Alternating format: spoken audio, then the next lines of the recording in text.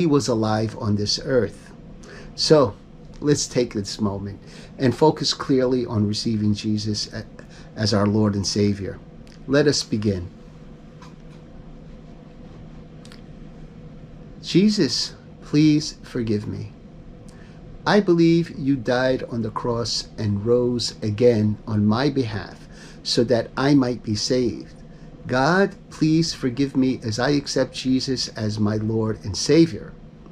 Lord Jesus, I lay down my suffering and sin at the foot of the cross. Lord, please send me your Holy Spirit. In the name of Jesus, we pray. Amen. Once again, congratulations. That free gift God offers cannot be taken away. God has erased all your sins from his record.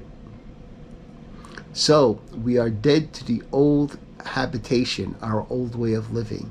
The Bible says that the old man that we were, the old men and women, the old person each of us was, dies.